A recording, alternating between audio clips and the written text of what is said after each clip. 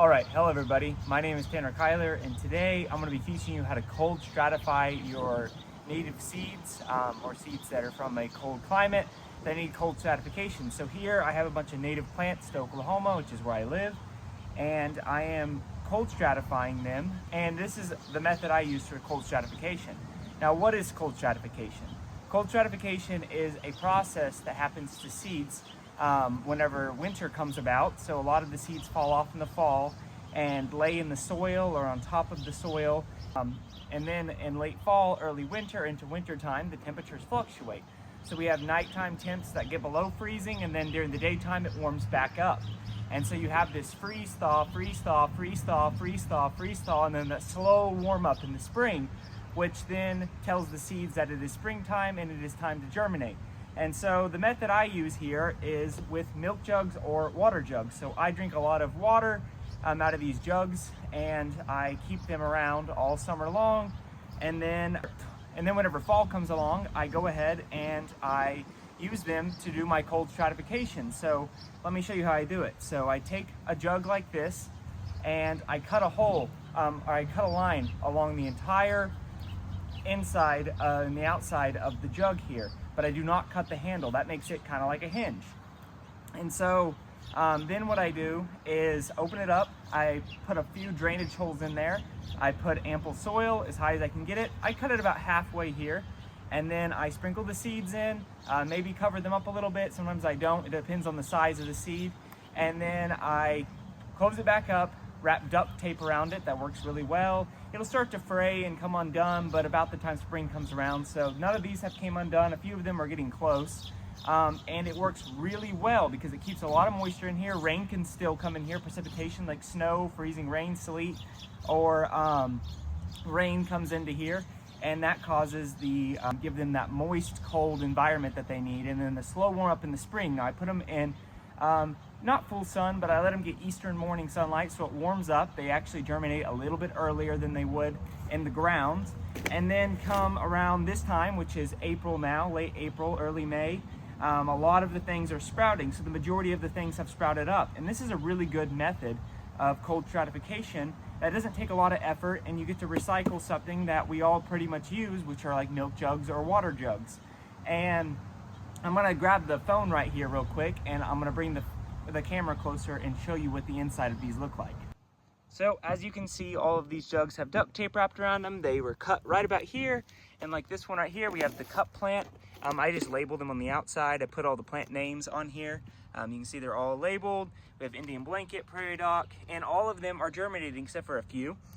Here's the cup plant here, and if we look inside, look at all those seedlings.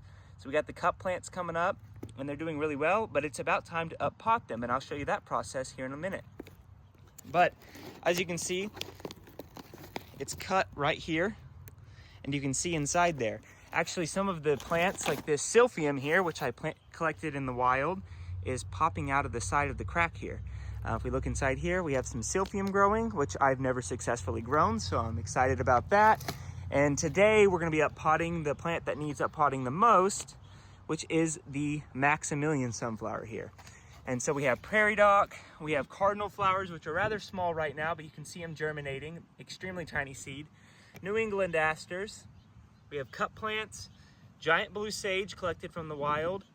The stiff goldenrod hasn't started germinating, but I haven't given up hope on it. It might need a fire to break dormancy. We have swamp mallows growing here, and Indian blanket flowers here. And then we have bee balm growing right here. So after I am done with all of this process, I will up pot them into single cells, and then if I want to grow them up and then to sell them or to give away, I'll put them into half-gallon or 1-gallon pots. So most of my prairie plants I put in 1-gallon pots that are deeper, or these deep-rooted tree plugs like this. These work really well because it allows them to get a very extensive root system built, along with these 1-gallon pots right here, which I have like my switchgrass growing in. Here's my makeshift nursery I have growing in the backyard. If you guys want to see a tour of that, let me know in the comments. Another method is I got a container here, and these are all bald cypress growing up, which are notorious for having low germination rate. Now I did put a lot of seed in here, but they are germinating very well. So I got a container, put a few holes in the bottom of it. I kept the lid on all winter, and then once the spring rains came, I took it off, and now they're all coming up very well. I flood this quite often, and see how deep that is. This is probably about, I don't know, 7-8 inches deep, and allowing those roots to go super deep in there. But yesterday we actually separated out my Liatris spicata that I grew inside those milk jugs to cold stratify. And this is the process, this is after the process of up potting them into their single cells. Once these get a little bit bigger, I'll either put them in the ground or I will up pot them to 1-gallon pots to sell. Here's the setup I have, and here in a moment, my fiance Talon is going to be up potting some Maximilian sunflowers into here from those milk jugs, and I'll show you that process when she gets out here.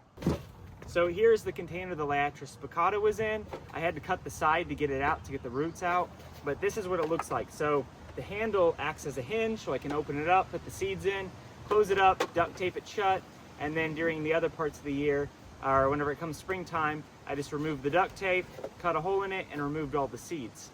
Now, cold stratification doesn't have to be this way. You can do it in multiple other ways. If you want to just scratch up the ground and place your seeds in the fall and then cover them in a thin layer of soil or mulch, that will work as well. But you're not going to have quite as good success rate, as this makes a little greenhouse, holding moisture, holding heat, and lowering competition. It's also going to keep squirrels out of it. It's going to keep birds out of it. It's going to keep critters from messing up your plants. For the most part, I found the best way to do it is to punch holes about 1/4 inch to 1/2 inch above the bottom of this to allow a little bit of a water basin at the bottom that holds a little bit more moisture, helps them germinate. Now, if you're germinating something that doesn't like a lot of moisture, let's say like the butterfly milkweed or even like prickly pear or something like that, I would probably put the holes in the bottom. If you're going to be doing bald cypress like I did, they're really swamp loving, I might actually punch the holes up here really high so we have about a 2 or 3 inch basin of water to be held, so those roots can get down there and soak up all the water they want and grow extremely quick. Because when we're growing plants, especially through cold stratification, these native plants, we're working on growing healthy roots. Yesterday when I was up potting these Liatris, one of the things I noticed is just because it was big above didn't mean it had a great root system below. And some of the smaller ones had really good root systems. And that's really what I cared about, because that was making it much easier to up pot, and they're also going to have much better success rate into the future. So with this container here, I actually ran out of duct tape, and so you can actually see the cuts very well. And I just used hot glue to glue it shut, and that worked extremely well. Honestly, it might work better than the duct tape method. So if you don't have duct tape at home and you have a hot glue gun, it kind of fuses the plastic to the hot glue and then kind of acts like this. The only issue is probably going to be breaking this open. One other thing is, if I'm going to be planting Maximilian sunflowers next year, or I could even mark it out, I could reuse this jug, which I probably will. I'll probably just put them up in my attic, and then come next fall, I'll pull them back out and use them again and repurpose them. All right, so we got the Maximilian sunflowers here, and you can see how this lid is, it's like a lid and a hinge at the same time. Hot glue worked really well, but it was a bit tricky to get off.